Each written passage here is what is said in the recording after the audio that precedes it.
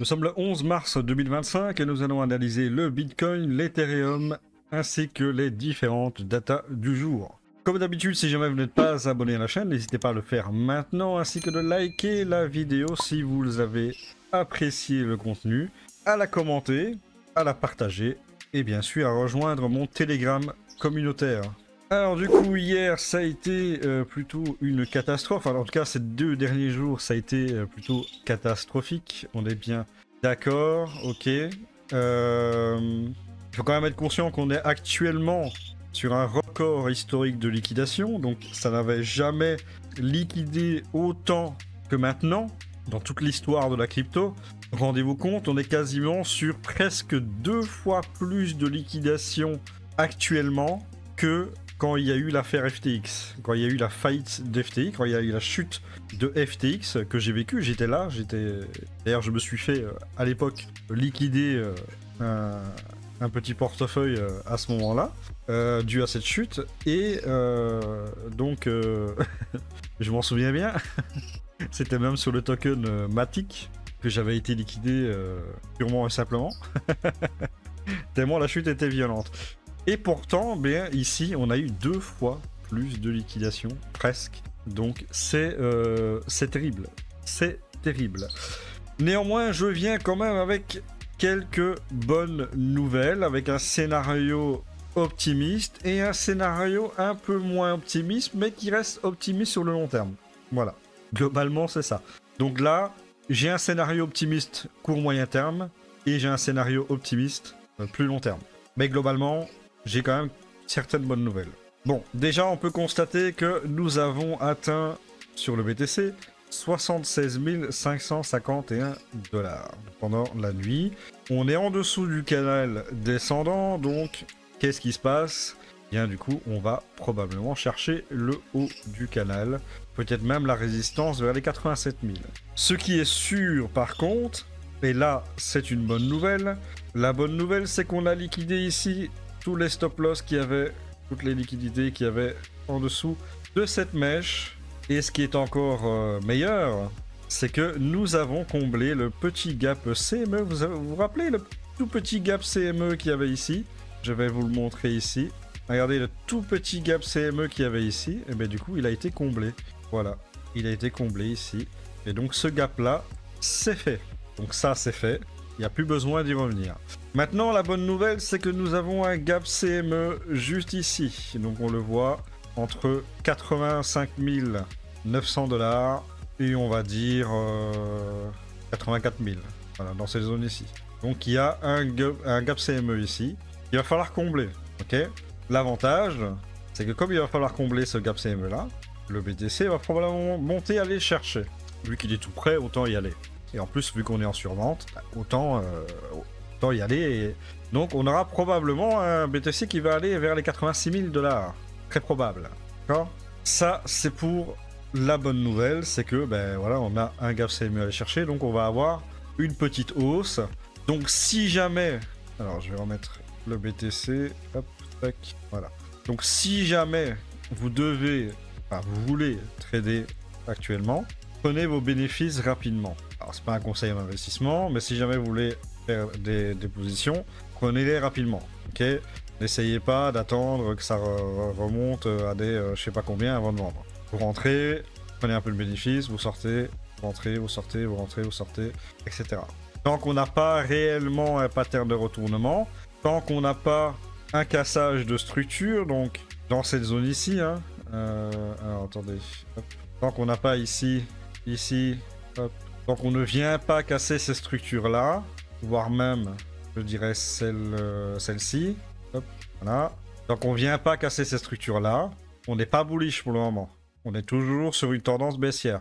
Là, actuellement, depuis le 20 janvier 2025, on est sur une tendance baissière. D'accord? Tant qu'on n'a pas cassé ces structures-là, on ne peut pas dire qu'on repart à la hausse. Donc, tant qu'on n'a pas cassé ces structures-là, je rentre, je sors. Je rentre, je sors. Je rentre, je sors. Je rentre, je sors. Je prends la liquidité, point barre. Je hold pas. En tout cas, moi, personnellement, c'est ce que je fais. Et c'est ce que je vais faire. Puisque je sais qu'il est probable qu'il aille chercher 86 000 $ parce qu'il y a un gap CME à combler. Donc, pour moi, il est possible qu'il y aille. Maintenant. Il est déjà presque 81 000. Donc, voilà. Donc moi, c'est ce que je vais faire. Après, vous faites ce que vous voulez, mais en tout cas, moi, c'est ce que je vais faire. Tant qu'on n'a pas cassé cette structure, personnellement, je ne trade pas sur du plus long terme. Donc ça, c'était pour la bonne nouvelle. Alors, la mauvaise nouvelle, si on veut, c'est que du coup, on va se mettre en vue semaine. Et en vue semaine, on le sait que tout le monde attend un retest des 72 000 $ en pullback. Et c'est justement, entre guillemets, ça le problème. C'est là que j'ai un scénario optimiste et un scénario un peu moins optimiste. Pour le scénario optimiste, ici nous avons atteint le bas du canal. On a été un petit peu après, donc on peut très bien rebondir ici et repartir à contre-pied de toutes les personnes qui attendent les 72 000. Parce que le marché, on sait très bien comment il fonctionne. Si tout le monde attend un prix, il est probable qu'il n'y aille pas, ou s'il y va, il va aller beaucoup plus bas. Ok, donc ça, il peut très bien donc rebondir maintenant, et que ça, là, c'est le bottom. Ce qui, du coup, le ferait monter, pumper, pour aller chercher toutes les liquidités qui sont accumulées ici, et faire un nouvel ATH. Mais attention, comme tout le monde l'attendait à 72 000 $, et que là, admettons qu'il part, du coup, les gens, ils vont être forcés de FOMO. Donc si ça repart, les gens vont FOMO, et donc ça va faire monter le prix encore. Et du coup, le marché aura réussi son coup, puisque finalement, ben, les gens qui attendaient à 72 000, ben, du coup, ils l'auront dans l'os, ils n'auront pas pu recharger. Ok? Ça, c'est le scénario optimiste, puisque, ben, en scénario optimiste, c'est que ça y est, là, on a le bottom et on repart. Il a comblé le petit gap CME qu'il y avait, il a un gap CME plus haut à aller chercher, hop, c'est parti, hop, il repart. Pas du canal, parfait, on repart. Ça, c'est le scénario optimiste. Le scénario plutôt pessimiste, mais quand même optimiste à long terme, c'est que, ben, c'est très simple. Si tout le monde l'attend à 72 000, il va aller plus bas. Voilà, c'est tout simple. Donc qu'est-ce qu'il va faire si le scénario un peu moins optimiste se produit? Eh bien, il va aller combler le gap CME vers les 86 000, 87 000. Ok, donc là, on voit qu'on a notre mappage de notre, entre guillemets, résistance. Hein. Voilà, on le voit ici. 86 500, 86 600. Et ensuite, il va redescendre chercher les 72 000. Et là, les gens, ils vont commencer à long. Là, ils vont long ici. Les gens, ils attendent ici. Sauf que, cependant, eh bien, le marché, qu'est-ce qu'il va faire? Il va aller plus bas. Il va aller chercher 68 000, 67 000, 67 000.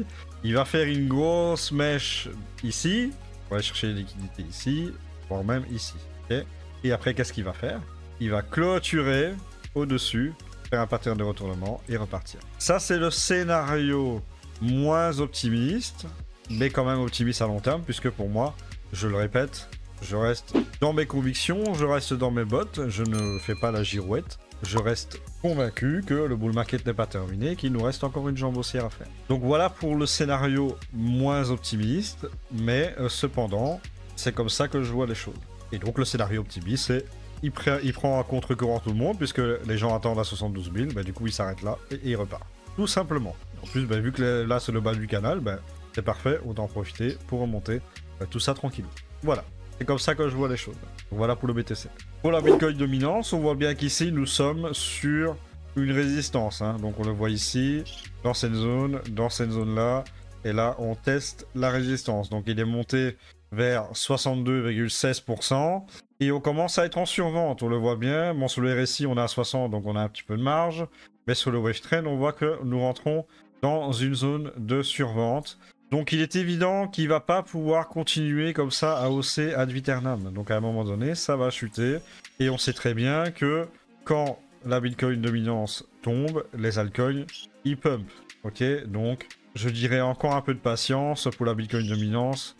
Il est très probable que ça ne dure pas encore hyper longtemps à hausser et que ça va retomber derrière pour laisser les altcoins pumper parce qu'ils en ont réellement besoin. Et c'est peu dire. Ce matin, je me suis levé, j'ai vu les prix sur les altcoins, j'ai fait waouh, c'est lunaire. Il y a des prix sur des tokens que je n'aurais jamais cru revoir en fait, ou voir carrément. C'est hallucinant. Donc voilà pour la Bitcoin dominance, on attend simplement que ça tombe en fait, hein, que ça tombe et que ça crash tranquillou. Pour l'Ethereum, mais du coup, nous sommes carrément en survente. Hein, on le voit ici sur le Wave Trend, nous sommes dans la zone de survente. Nous avons eu même un RSI qui est tombé à 29. Donc il était légèrement sur vente. Avec une moyenne mobile 100 à 41. Et l'Ichimoku Oscillator qui avait plutôt bien baissé. Ici on était en dessous du canal descendant, hein, donc c'était évident que ça allait se reprendre. Normalement on devrait aller chercher au minimum la réintégration des 2000$. Et si on va chercher le haut du canal, ce sera 2200. Donc pour retester cette résistance ici. Donc l'Ethereum, il a tout pour partir maintenant. Hein. Mais par contre il va falloir réintégrer les 2000 assez rapidement, ça y a pas le choix. Hein. Donc voilà, rien à dire de plus pour Ethereum. En tout cas, ces prix ici pour l'Ethereum, c'était magnifique. Et enfin, pour le Total 3, c'est pareil. Hein, donc, on est rentré en zone de survente ici. On a touché les 30 de RSI. Et là, actuellement, on est à 36 avec une moyenne mobile 100 à 44. L'Ichimoku Oscillator qui est dans la zone de survente aussi. Le shop qui a plutôt bien baissé. Donc là, il va consolider. Je pense qu'il va aller consolider à la hausse. En tout cas, je l'espère. Il a touché le bas du canal ici, comme on peut le voir ici. Il a touché les 712 milliards. La bonne nouvelle aussi, c'est que ici, sur le Total 3, eh bien, du coup, il a été liquidé tout en dessous de la mèche ici. Donc, maintenant, c'est propre, c'est nettoyé. Il peut repartir. Si notre scénario optimiste court-moyen terme se fait très clairement, du coup on peut repartir. Donc peut-être, et je dis bien peut-être, et là je spécule, il est peut-être possible que nous ayons atteint un bottom et que nous prenons à contre-pied toutes les personnes qui attendaient les 72 000$, moi aussi d'ailleurs, je les attendais. Et comme le marché sait que quand on attend en majorité un prix, généralement il n'y va pas, ou s'il y va, il creuse bien plus bas. Donc c'est un peu le principe. Il faut bien comprendre en fait que le marché, vous en tant que trader, vous devez être plus fort et plus intelligent que le marché. Pour gagner, c'est ce que vous devez faire. Vous devez aller dans la majorité des cas en mode contre-intuitif. Si tout le monde attend un prix, il y a plus de probabilité qu'il n'aille pas ou que s'il y va, il creuse plus bas. Donc il faut être malin. Il faut être plus malin que le marché. Il faut être plus fort que le marché psychologiquement. Vous, en tant que trader, vous allez vous battre constamment. Donc, c'est un combat constant. Hein. Le marché fonctionne 24 heures sur 24, 16 jours sur 7 pour la crypto-monnaie. Donc, vous devez constamment combattre le marché. Vous devez être plus fort, plus intelligent, plus malin que lui. C'est difficile et c'est pour cette raison qu'il y a 5-10% des traders qui réussissent à gagner véritablement de l'argent. C'est la réalité. Maintenant, ici, la bonne nouvelle pour les alts, c'est que nous avons toucher le bas du canal, et quand on touche le bas du canal, généralement on va chercher le haut du canal. Donc on devrait, dans la logique des choses, au moins revenir vers les 800 milliards. Donc on va quand même reprendre un bon 100 milliards sur les alts, ça va faire du bien. Ça va pas rattraper nos pertes, puisque pour rattraper nos positions, qui sont pour la plupart largement quand même assez en négatif, il va falloir casser ces structures. Pour reprendre un trend dossier, il va falloir venir casser ces structures-là, ok? Donc tout ça, il va falloir venir les chercher. Ici, ici et ici. Tout ça, il va falloir venir les chercher. Il va falloir casser ça, ça, ça, ça et ça. Là, on pourra repartir sur un trend dossier et là, on pourra dire, ok, c'est bon, on y va. Puisqu'il peut très bien faire ça, hein. Il va chercher le haut du canal, boum, il va chercher plus bas. Donc, pour le moment, comme je l'ai dit, comme sur le BTC, tant qu'il ne va pas chercher, casser des structures et repartir sur un trend haussier, moi personnellement, si je rentre en position, je prends l'argent assez rapidement. Je rentre, je prends, je sors. Je rentre, je prends, je sors. Point barre. Tant qu'on n'a pas un moyen de structure, c'est comme ça que je vais opérer. Pour le Fear Grid Index, nous sommes à 24. On a gagné 4 points par rapport à hier. Et nous sommes évidemment toujours en extrême fear. J'espère en tout cas que le pire est derrière nous. Je l'espère sincèrement. Maintenant, tout est toujours possible. Hein. Pour l'order book, nous voyons ici très simplement que nous avons le BTC qui a absorbé une certaine quantité d'achats, hein, comme on peut le voir ici. Là, il a absorbé 460 BTC, 409 BTC. Ensuite, il a absorbé 426 ici. Il a absorbé aussi 574. Donc, il a quand même absorbé pas mal de BTC à l'achat et c'est pour ça que du coup, ça pump, ok? Ici, attention, on voit que nous avons 565 BTC qui ont été placés ici à 81 000. Donc on pourrait peut-être avoir un petit rejet. Maintenant, après ça, il n'y a plus grand chose, mis à part les 426 BTC à 85 000 et ici à 86 000. Ok. Et c'est comme par hasard les endroits où il y a le gap CME. Donc c'est pour ça qu'il est probable qu'on puisse hausser jusque là et aller chercher le gap CME. Ok. Ça c'est plutôt pas mal. Maintenant, comme on peut le voir ici, si on vient break cette structure là, on pourra empêcher les plus bas de se faire et donc de peut-être refaire un renversement de tendance. Okay. Sinon plus bas, voilà. Il y a quand même des ordres qui ont été retirés un petit peu partout. On peut le voir ici. Là, il y a des ordres qui ont été retirés. On peut le voir hein, là. Il y a certaines zones ici, par exemple à 72 500, là 909 BTC, mais qui réduit un petit peu. Donc il est tout à fait possible qu'on ait le bottom ici, hein, donc ça reprendra à contre-pied tous ceux qui attendaient les 72 000, comme je l'ai dit. C'est tout à fait envisageable. Au niveau de l'actualité économique, on n'a rien, donc on va pas en parler plus. Au niveau de la Season Index, nous sommes à 22 actuellement.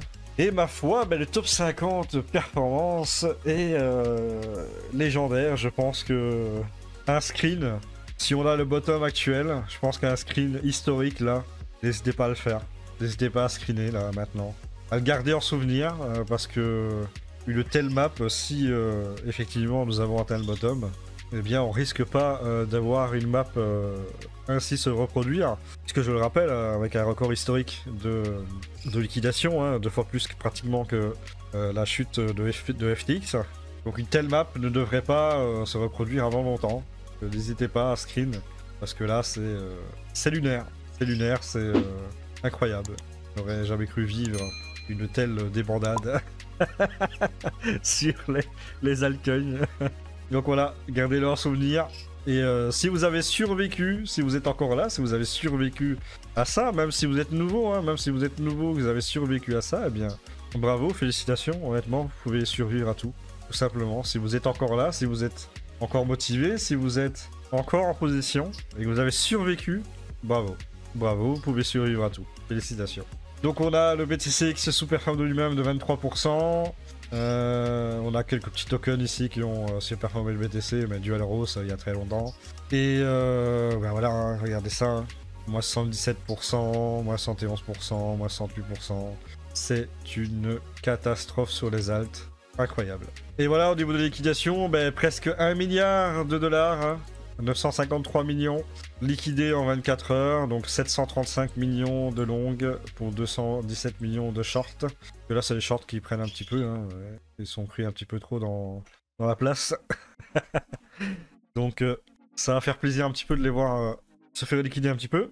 Donc ouais, c'est compliqué, c'est très compliqué, mais voilà, hein. Pas venu sans mauvaise nouvelle. Mais je suis venu avec de bonnes nouvelles quand même, donc au final, restons optimistes et voilà. Donc pour moi, je reste très clair, hein. Pour moi c'est le pire moment ever pour vendre. Après, vous faites ce que vous voulez.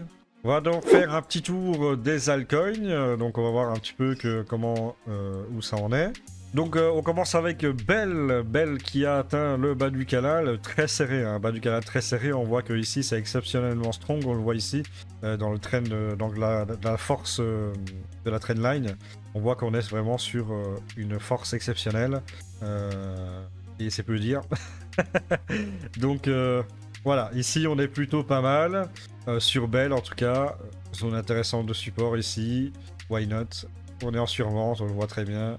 Un RSI qui est tombé à 19, on est à 22, avec un shop complètement déchargé, il peut consolider à la hausse maintenant, avec une survente bien établie. Nous sommes en vue 16 heures, hein, je le rappelle, vous pouvez le voir. Donc voilà pour Bell. Griffin qui nous fait une tendance baissière assez violente, hein, on peut le voir ici. Et qui, malgré tout, n'est même pas en survente, hein, on peut le voir ici. Donc Griffin, malgré tout, est même pas en survente. Et il a finalement plutôt bien tenu, il n'a même pas été chercher le bas du canal. On voit bien que là, il sature, hein, il sature à la vente. Ça commence à être compliqué pour ce token à la vente. Donc, why not? Box, c'est pareil, hein. Énorme baisse ici, énorme tendance baissière. Et on est clairement ici sur une survente également. Il est tombé à 24 ici. Ouais, depuis, allez, on va dire le 6 janvier. Ouais, du 6 janvier, là, c'est chute libre, chute libre, chute libre. Il a atteint le bas du canal ici, donc rebondir, pourquoi pas aller chercher la résistance des 52 cents. C'est toujours ça à prendre. Popcat, un de mes mêmes coins préférés. Voilà, clairement, il était à 2,11 $. Il est totalement descendu ici. Il est en survente. On peut le voir ici sur le Wave Trend et sur le RSI, on est à 29,30. C'est plutôt une catastrophe puisque je ne m'attendais pas en fait à avoir un prix aussi bas pour Popcat, honnêtement. Le voir à 13 centimes. 13 centimes, imaginez, il vient de 2,11 $. C'est hallucinant. Bon, c'est un token qui a démarré quand même à 43 centimes. Il est descendu à 7 centimes, mais le voir redescendre à 13 centimes, c'est quand même incroyable. Je ne m'y attendais pas, honnêtement. C'est très surprenant. En plus, il n'a même pas été chercher le bas du canal. Il aurait pu chercher ici le support en plus de l'order block, mais non. Donc Popcat à des prix pareils, franchement, c'est cadeau. Alors Arc, il a complètement saturé à la baisse. Il a plutôt bien tenu à la fin. On peut le voir ici. Il a globalement tenu les 7000, 8000. Donc on voit bien qu'ici, on est carrément sur une saturation. Ça sature complètement à la baisse. Donc pourquoi pas. Arc, ça peut être intéressant. Jasmy, il est complètement en dessous du... Jasmy a des prix pareils, les gars, c'est incroyable. Incroyable. Si on va en voir en vue semaine, voilà, en vue semaine, on est en dessous du canal. Là, si ça rebondit, incroyable. Jasmy, c'est incroyable, franchement. Donc là, on est en dessous du canal, donc il peut très largement se reprendre et aller chercher le haut du canal vers les 1800, 18 000. Donc là, il y a 12 000, 18 000. Il y a un petit billet à prendre sur Jasmy. MKR, il a plutôt bien rebondi. Hein. Il a rebondi ici sur le support des 1000 $. Ici, on peut le voir. Très bien. Support solide apparemment. Il n'a même pas été recherché en fait les liquidités qu'il y avait ici. Il est resté sur le support là. Donc il a bien tenu la baisse comparé aux autres. Mais là, il est en survente. Hein. Là, on voit. Sauf sur les récits, il est à 30. Mais sinon, sur le Wave Train, il est en survente. CKB, mais du coup CKB incroyable aussi, hein. Incroyable aussi de le voir à un prix pareil, c'est incroyable. Il est descendu à 27 de RSI, il a touché le bas du canal, il n'a pas été beaucoup plus bas, hein. Il a touché le bas du canal, il se reprend, il peut aller retourner vers les 6000, haut du canal. Mais d'abord il y a une résistance ici à 5300 à aller chercher avant. Donc CKB à des prix comme ça, franchement impeccable. Ensuite Gala, c'est pareil, hein. Il a touché le bas du canal, il n'a pas été très profondément, donc là il devrait retourner chercher le haut du canal vers les 1800. Il y a un petit billet aussi à prendre sur Gala, on peut le voir. Toujours sympa de trader les bas de canal, surtout quand ça va profondément comme ça. Hein. Mettez un petit billet ici, vous voyez, c'est remonté, ça a pris un certain pourcentage, hein. Ça va toucher le bas du canal, ça va chercher le haut. Toujours intéressant, évidemment c'est du court terme, hein. Okay, c'est du court terme, comme je l'ai dit, hein, tant qu'il n'y a pas de break de structure, tant qu'il n'y a pas un retournement haussier sur le total 3, il faut chercher les rebonds, il faut chercher du court terme, on prend, on rentre, on va chercher le haut du canal, on sort, point barre, on prend l'argent, c'est comme ça que ça marche. Farcogne, très intéressant, il a très bien, mais vraiment très bien supporté la baisse. On peut le voir ici, il est clairement, mais alors là clairement sur un support qui a bien tenu ici. Il est vraiment sur une zone ici super intéressante. Il n'a même pas été chercher le bas du canal, hein. Clairement. Vous voyez les autres, il va chercher le bas du canal où il creuse en dessous. Lui non. Il a été chercher un support ici. Donc on voit bien que au niveau des bières sur Farcogne, ça c'est très largement essoufflé. Donc très intéressant Farcogne. C'est un token que je vais trader en scalp personnellement. Peanuts, malgré tout, il a plutôt bien tenu aussi. Hein. Il est resté sur le support ici, donc il a fait sa baisse évidemment. Hein. Il était à 31 cents, il a descendu quand même à 14 centimes, mais voilà. C'était pas non plus la baisse ultra fulgurante, hein, qu'on pouvait s'y attendre d'un même coin, mais voilà. Reste sur des supports ici, plutôt solides dans ces niveaux-là. Whiff, par contre, c'est un peu la débandade. Hein. Il a été presque touché le bas du canal. On est clairement en survente avec un RSI moyenne mobile 100 à 37, c'est vraiment très bas. On voit qu'il sature à la baisse, il n'a pas été chercher le bas du canal, donc on voit que ça sature ici hein, complètement. Par contre, il y a quand même beaucoup de résistance à aller chercher avant de faire un break de structure et repartir à la hausse, chercher les 1 $. Hein, donc là, clairement, il y a du boulot. Mais à des prix pareils, oui, intéressant. OM, c'est un token qui a bien tenu aussi, hein, comme on peut le voir. Là, il est en survente. Mais globalement, il n'a pas baissé tant que ça. Hein. Il n'a pas baissé tant que ça, les gars. Quand vous voyez ici, Là, il est vraiment sur un run aussi depuis un moment. Hein. Là, on voit, hop, ça pump, ça pump, ça pump, ça pump. Et là, OM, ben, regardez, hein, il n'est pas descendu tant que ça non plus. Hein. Ok, donc plutôt solide, hein, plutôt solide. Et là, il est sur une survente, donc il peut très bien repartir à la hausse. Hein. Très intéressant ce token, en termes de résistance, en tout cas. Bon, Turbo, clairement, c'est un peu moins résistant, hein, comme on peut le voir ici. Il a touché le bas du canal, on peut chercher le haut du canal. Voilà, un petit billet à prendre, toujours intéressant. Donc clairement, quasiment tous les tokens sont en survente. Hein. Rats intéressant, très intéressant Rats. On voit qu'ici, on le voit. Bon là, il est en train de faire une bougie dégueulasse, on est d'accord. Mais on voit qu'ici, là, on a un support ici. Il est vraiment en saturation au niveau de la baisse. Et comme on peut voir ici, lui, il s'en est battu les steaks. Hein. Quand le marché baissait, lui, il montait. Donc là, il est en train de retracer, c'est normal, parce qu'on était en surachat ici. Et là, il est en train de tout redescendre, c'est tout à fait logique. Mais il commence à être sur des supports intéressants. Il y a encore un petit peu de marge pour aller chercher la survente, donc il faut encore redescendre un petit peu. Mais en tout cas, si jamais c'est un token qui va vers les 1600, c'est toujours intéressant à aller chercher, ça peut se jouer. SPX, lui, complètement, il a craqué. Hein, il a craqué complètement ici. Bas du canal, il est en dessous. Hop, il pourrait aller chercher le haut du canal. Donc il y a un petit billet à se faire ici sur SPX, très clairement. A8, c'est pareil. C'est un token qui est en survente depuis un petit moment. Hein, on le voit ici. Il bouge pas de la zone de survente. Il est même descendu au niveau du RSI à 16. On a une moyenne mobile à 37 et on est à 20 au niveau du RSI actuel. Il est en dessous du bas du canal. Il pourrait aller chercher le haut du canal vers les 12 centimes. Il y a 3 centimes à prendre. C'est intéressant.